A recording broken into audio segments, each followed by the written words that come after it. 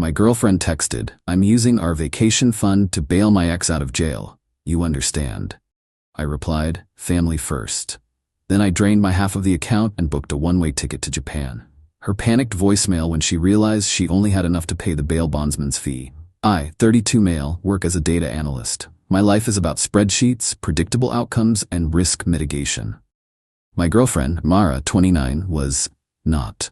She was impulsive, passionate, and, I thought, balanced my quiet life. We'd been together 3 years, living in my condo, I own it, for the last 2. We were saving up. We had this joint savings account. We called it the vacation fund. The plan was to hit $15,000 and then decide on a major trip. I was methodical, auto-depositing $400 every month. She contributed when she could. After about a year and a half, we had $14,200 in there. My contribution history showed I'd put in $7,200. Hers was $7,000. Close enough. The backdrop to our entire relationship was Reese, 30. Her ex, the one that got away, except he never went anywhere. He was always in some jam, and she was always defending him. He's just misunderstood, Leo. He has a good heart. He's just unlucky. He's like family. You don't turn your back on family. I hated it. I told her as much. She'd get defensive, accuse me of being controlling, and I'd back down, because I loved her and I'm not a fighter. I'm a planner. Yesterday, Tuesday at 11:04 a.m., my phone buzzed. I was deep in a query, optimizing a database. I glanced at the screen. It was Mara. "Mara, hey, absolute emergency. Reese got into some trouble. He's in jail. Bail is set. I'm using our vacation fund to bail him out. It's an emergency, you understand." I read it once, then twice, then a third time. It wasn't a question. It was a statement, a declaration. I'm using our money, not our money. Our money. My $7,200, her $7,000, all of it, for him. You understand? A cold, quiet click sounded in my head. It was the sound of a switch being thrown. All the times I'd backed down, all the misunderstandings, all the ignored red flags, they didn't just line up, they formed a perfectly straight, undeniable line. She was telling me, not asking, that my savings, my half of 2 years of diligent planning, was being sacrificed for the human train wreck she refused to unhitch herself from. I stared at the blinking cursor on my monitor. I looked back at her text. I typed back 2 words, "Me, family first." She replied almost instantly, "Mara, thank you, thank you, thank you. You're the best. I knew you'd get it. He's like a brother to me. You're a lifesaver. I'll make it up to you, I promise." I didn't reply to that. Instead, I minimized my work. I opened a new browser tab and logged into our joint savings account. Balance, $14,200. I clicked transfer. I transferred exactly $7,200 from the joint savings to my personal checking account. I left her $7,000 in there, her half. Then I opened another tab, an airline website. I'd always wanted to go to Japan. Mara thought it was too far and the food is weird. I found a one-way flight, premium economy, leaving this Friday. I had over 4 weeks of PTO saved up. I entered my credit card details and clicked purchase. I composed an email to my boss. "Hi Mark, a sudden and pressing family emergency has come up. I need to take my accrued PTO, 4.5 weeks, starting this Friday. Date. I will have my work laptop and can be available for critical issues remotely, but I will be in a different time zone. I'll get all my current projects to a stable handoff point by EOD Thursday. Apologies for the short notice." I sent it. My boss replied in minutes. "No problem, Leo. Hope everything is okay. Keep us posted." I put my phone on silent. I went back to my spreadsheet. I felt nothing. No anger. No sadness. Just quiet. The quiet of a decision made. Around 3:30 p.m., my phone, silent, started vibrating so hard on the desk it sounded like a trapped wasp. It vibrated, stopped, vibrated, stopped. Over and over. I ignored it. At 4 p.m., a voicemail notification popped up. I put in my headphones, clicked play. It wasn't Mara's normal voice. It was a screech. Leo, what did you do?" "I'm at the bail bondsman. I'm here. I told them I had the money. They said the bail is $100,000. The fee, the bondsman's fee, is 10%. It's $10,000. I told them fine, I have the vacation fund." A shaky, high-pitched breath. I went to the ATM to pull the cash and the card. The card. "Leo, there's only $7,000 in the account. Where is the rest of it? What did you do?" "I'm $3,000 short. They won't take it. Reese is, he's stuck in there. His mother's crying, "What is wrong with you? You said you understood. You said family first. Call me back now. You did this on purpose." The call ended. I listened to it again. "You said family first." "I did. And I'm my own family now." I went back to my query. "My flight leaves in 3 days. I have a lot to pack."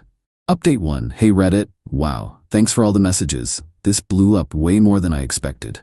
I'm not sure I can reply to everyone, but I read them. A lot of you called it the entitlement. I had no idea.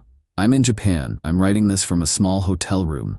The last 72 hours before I left were hectic. So after Mara's voicemail, the calls didn't stop. I think she called 25 times in a row, then switched to texting. A wall of green bubbles. "You stole from me. This is theft, Leo. I'm calling the cops." Rissa's mom had to pawn her wedding ring to cover the last $3,000. Her ring. "Are you happy? I'm coming over. We are talking about this. You better be there." I knew she would. Mara doesn't do no, she just does louder. I live in a condo, and the last thing I wanted was a scene in the hallway. I left work, went straight to my unit. First call, a locksmith. "Hi, I need an emergency rekey. My ex-partner has a key and I'm concerned about my property." "No problem, sir. Be there in 45 minutes. It'll be $220 for the rush job." Perfect. The locksmith was done by 6 p.m. By 6:15 p.m., Mara was there. I heard the key scrape in the lock, then scrape, scrape, scrape. Then pounding, boom, boom, boom. "Leo, I know you're in there. Open this damn door. You're a thief. You're a coward." I sat on my sofa, packing a suitcase. I just didn't answer. This went on for 10 minutes. Then it got quiet. My phone rang. Her sister Talia. I ignored it. Her mom Corinne. Ignored it. Then, about 30 minutes later, another knock. This one was different. Firm. Official. I looked through the peephole. 2 police officers. Crap. She actually did it. I opened the door. "Officers, can I help you?" Mara was standing behind them, arms crossed, face blotchy with tears and rage. "He locked me out, and he stole $7,200 from me." The older officer sighed. It was the "I hate these calls" sigh. "Sir, we received a call about a domestic disturbance and a potential theft." "Hello, officers," I said calmly. "There's no disturbance. This is my ex-girlfriend, Mara. She's upset. This is my condo. I'm the sole owner." I held up my driver's license with the address. She was living here as my guest. She has a key, which I just had rekeyed, as is my right. "He stole my money," she shrieked. "Sir, what about the theft?" "Ah, yes." I picked up a file from my coffee table. I'd printed everything. "Mara is referring to a joint savings account. Here's the most recent statement." I handed it to him. "You'll see a balance of $4,200 as of this morning. And here," I handed him another paper, "is the transfer history. You can see my monthly deposits of $400 totaling $7,200, and her deposits totaling $7,000. And here, a third paper, is the transfer I made today for $7,200. My exact contribution. I left her $7,000 in the account, which as you can see is still there." The cop looked at the papers. He looked at Mara. "And why did you do this, sir?" "Because, officer," I handed him my phone. "She sent me this text today, informing me she was taking the entire $14,200 to bail her ex-boyfriend Reese out of jail. I did not authorize the use of my half of the savings, so I removed my half." The cop read the text. He looked at Mara again. His expression was gone. Just flat. "Ma'am, this is a civil matter. He didn't steal anything. He took his own money. What's in that account is between you and the bank. And this is his condo. He doesn't have to let you in." But my stuff," she sputtered. "My clothes, my laptop." "I've already packed most of it," I said, pointing to 3 large boxes and 2 suitcases by the door. "She can take it. I'd prefer if you'd stay while she does, just to keep the peace." "A civil standby?" "Fine," the officer said. He nodded to Mara. "Go ahead, ma'am. Get your things. Just the essentials. We can't stay all night."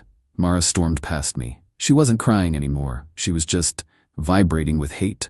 "You're a sociopath, you know that?" she hissed, grabbing her makeup bag. "A cold, calculating spreadsheet, that's what you are." "I'm a spreadsheet who doesn't pay for his girlfriend's ex-boyfriend's legal fees." "Yes." Rissa's mom had to pawn her ring. "Sounds like a Reese mom problem," I said, leaning against the doorframe. She went for her boxes, but then she saw a painting on the wall. It's a nice landscape, painted by her grandmother Maud. Maud and I got along great. She gave it to me 2 years ago for my birthday because I spent a weekend fixing her ancient computer and setting up her Wi-Fi. Mara always hated that it was mine. Mara lunged for it. I'm taking this. It's my grandmother's. I put my hand up. No, you're not. It's my family's. The younger cop stepped forward. Ma'am, is this your property? Or his? My grandma painted it. It belongs to me. I pulled my phone out of my pocket, went to my favorites album, pulled up a photo. It was me and Maud smiling holding the painting and the birthday card that came with it. I zoomed in on the text. To Leo, my favorite computer whiz, I'm so glad you love the painting. It's all yours. Happy 30th. Love, Maud. I showed it to the cop. He nodded.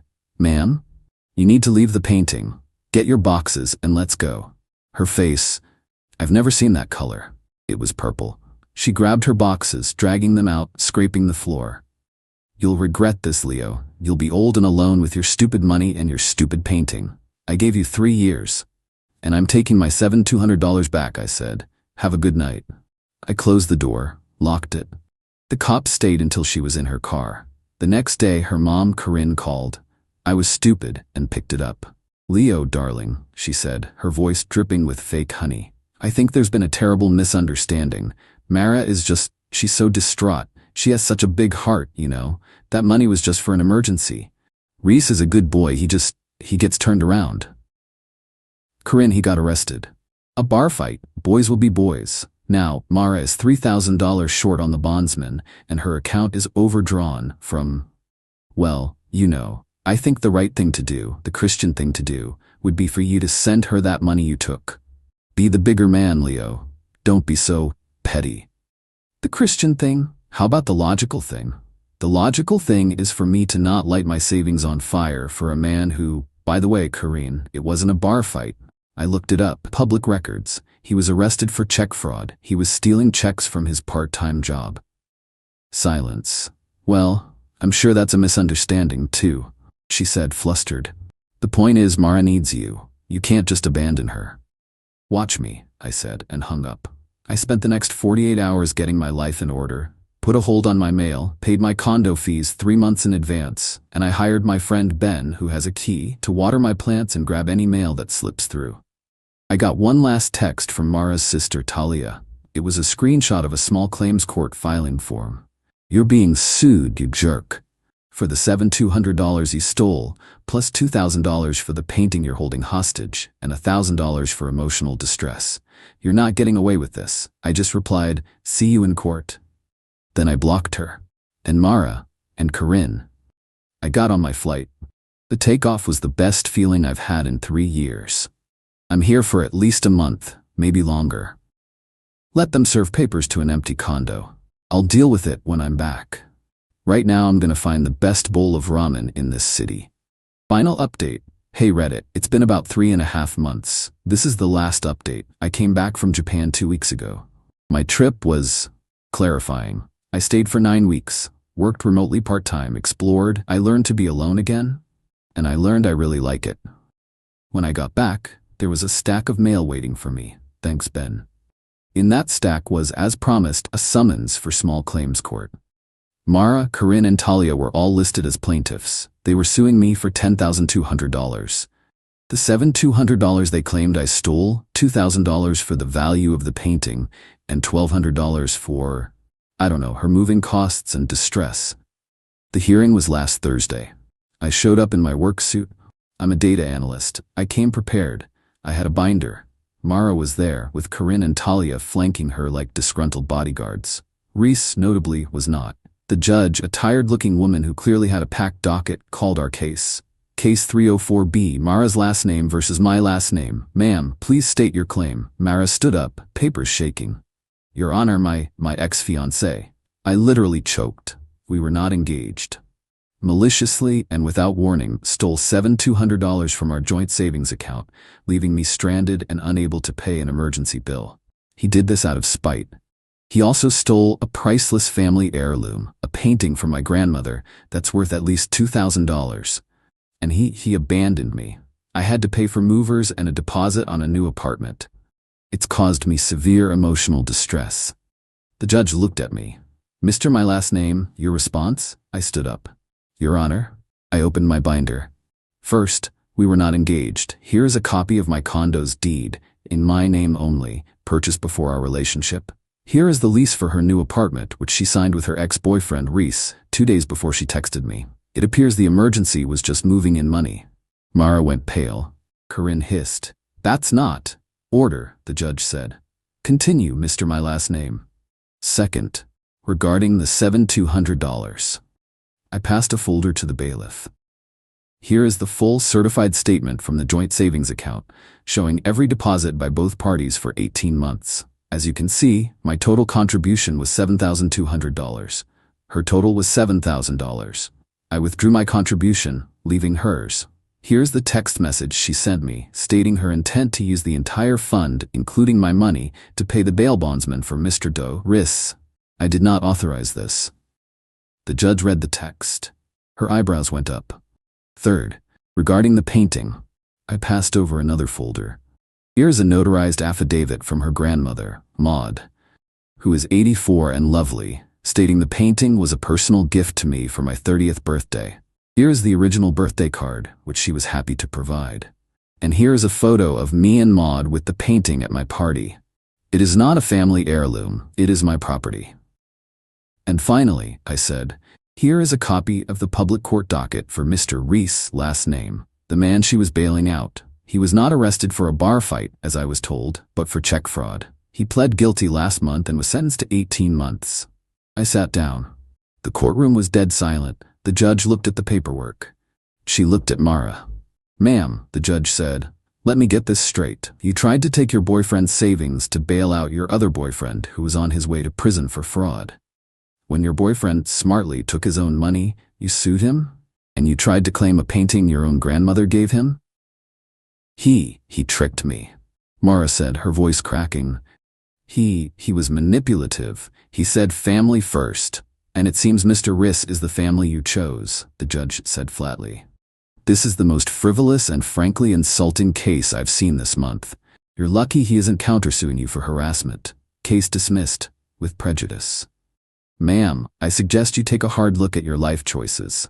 Don't waste this court's time again. Mara just stood there, mouth open. Corinne started sputtering. But Your Honor, the distress. Get out of my courtroom, the judge said. I packed my binder. As I was leaving, Talia got in my face in the hallway. You think you're so smart with your folders. You ruined her life. No, I said, adjusting my tie. She had a life, she had my savings, she had her grandma's painting. She was willing to trade all of it for Riss. The trade just went through. Excuse me. I walked away. I didn't look back. The last I heard from Ben, who heard it from a mutual friend, the situation is bleak. Mara and Riss's mom, the one with the pawned ring, are now in a massive feud over who Riss really loves, and more importantly, who he owes money to. Mara lost her job, not because of me, but because she was apparently a whirlwind of unprofessional chaos for a month straight and missed 3 major client deadlines. She's living in that apartment with her name on the lease, and Riss, well, he's not paying rent. I got home, took Maud's painting, and hung it in my bedroom, where I can see it every morning. I'm back at work. My boss is glad I'm back. My spreadsheets are clean. My accounts are my own. I'm planning a trip to Southeast Asia for next spring. This time, I'm buying a round-trip ticket. It's over.